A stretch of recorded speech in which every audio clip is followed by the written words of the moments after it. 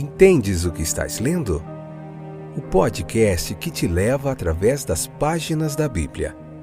Livro por livro. Capítulo por capítulo. Uma exposição bíblica emocionante. Aperte os cintos e embarque comigo nesta viagem.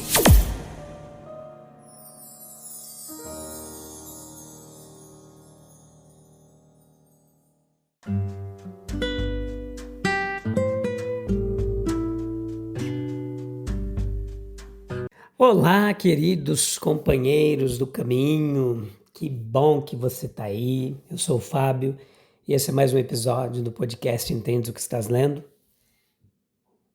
O episódio de hoje é conclusivo do capítulo 14. A gente falou bastante sobre Caleb, as lições da vida dele. Vamos fazer uma aplicação no episódio de hoje sobre tudo isso, na nossa vida, na minha e na sua. Fica aí até o finalzinho, tem muita coisa legal para a gente aprender da palavra de Deus.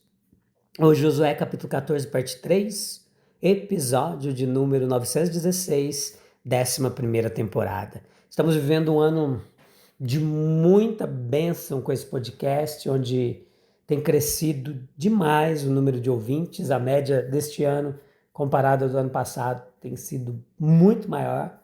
E eu fico contente, alegre de ver como Deus tem usado esse trabalho para abençoar vidas, e a nossa intenção aqui é espalhar a palavra de Deus cada vez mais, e a gente tem se dedicado, queria se dedicar mais, quem sabe um dia Deus me concede condições, porque da minha parte eu não vou vender nada em nome de Jesus, mas enfim, a gente está aqui há cerca de 5 anos, a gente traz uma bagagem de mais de 30 anos de ensino e aprendizado do texto bíblico, estuda bastante, muitos outros comentaristas, para trazer para você um trabalho pioneiro na internet. Você não encontra nenhum outro comentário bíblico em áudio, capítulo por capítulo. Não tem. Mas que benção que tem esse e que Deus está trabalhando através dele. Veja que Josué capítulo 14, versículo 8, leia todo o capítulo, e veja que no versículo 8 diz assim: segui inteiramente o Senhor meu Deus. Quem disse isso? A gente vai refletir bastante sobre isso. Primeiro, que a verdadeira religião ela é baseada em relacionamentos pessoais com Deus. Sim.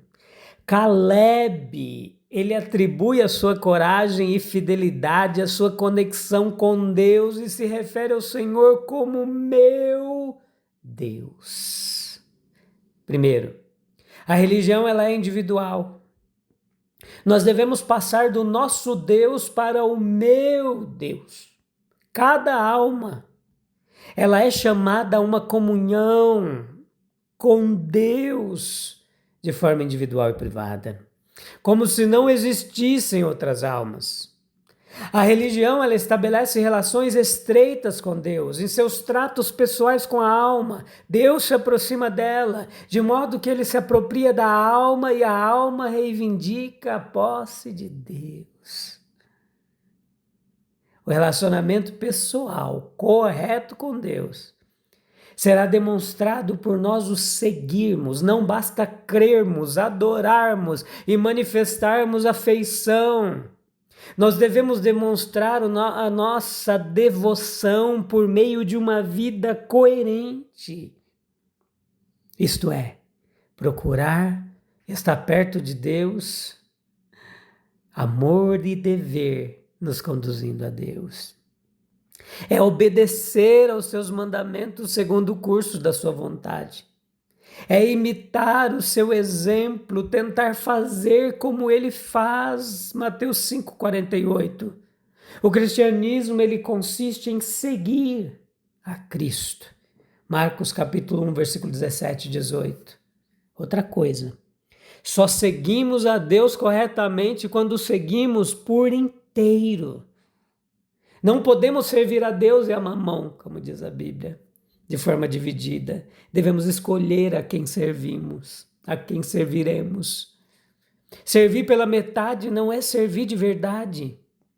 Seguir a Deus por inteiro implica não se abster do serviço devido a perdas ou problemas incorridos, não levando em conta a opinião, a conduta de outros homens, quando estas nos desviariam da fidelidade a Deus. Devemos servir a Deus em todas as relações da vida, nos negócios, na vida social, na vida doméstica. Veja, a devoção integral a Deus ela é necessária para o sucesso em sua obra. Nós vemos como a meticulosidade e a singularidade de propósito elas são essenciais para o sucesso em atividades seculares, nos negócios, na ciência, na arte, na literatura. Elas não são menos essenciais nas coisas espirituais. Grande parte do nosso trabalho ele fracassa por falta de meticulosidade. A fé é hesitante, os objetivos divididos, motivações confusas, muitas vezes tornam os esforços fracos e fúteis. Nós precisamos ser mais perfeitamente devotados, entregando-nos inteiramente ao serviço de Deus. 1 Timóteo 4,15. E aí vem a influência pessoal. Certamente nenhum israelita poderia olhar sem se emocionar para o rosto e a figura de Calebe, o pronunciador das palavras do texto. Sua própria existência era uma lembrança de um dia memorável. E quando ele se levantou e se apresentou diante de Josué, os dois iniciaram a conversa registrada nesse capítulo. Quem poderia notá-los sem se lembrar de que dentre os leigos de Israel eles eram os únicos sobreviventes da geração a que pertenciam, como torres que se erguem acima do edifício ao qual estão anexadas, mas que claramente exibe as marcas de uma construção mais recente. Esses dois homens se destacavam, em termos de idade, acima de seus vizinhos, mas com a força tão inabalável quanto a de seus contemporâneos mais recentes. O tempo, a doença, a velhice haviam reduzido seus contemporâneos a pó, mas eles permaneceram com os olhos brilhantes e a força natural inabalável.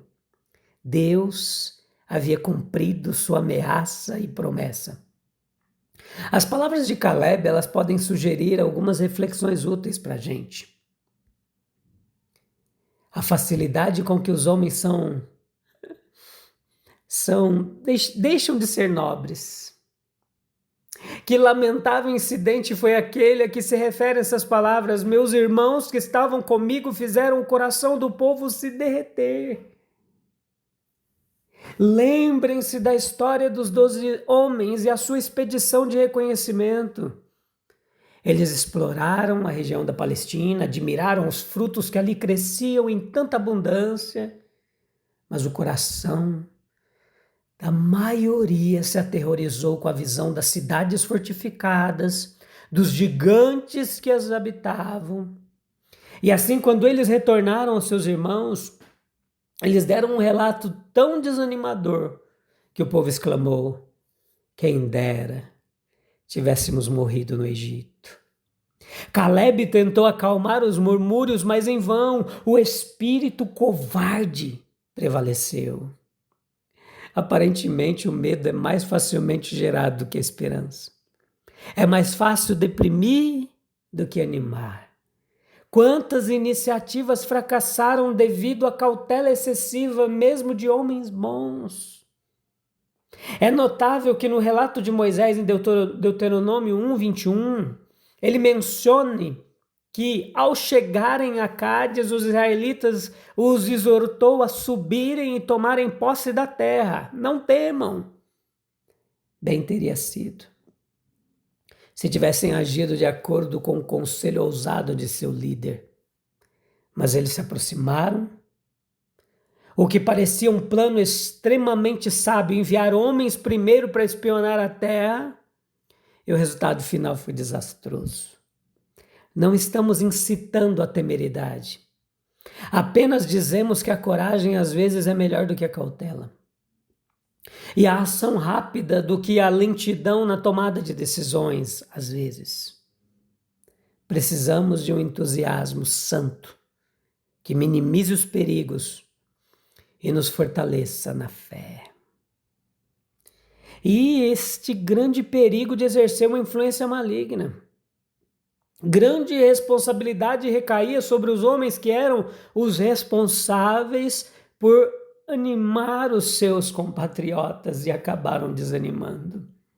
Enquanto eles próprios morriam da peste que veio, o restante do povo era condenado a 40 anos de árdua travessia do deserto.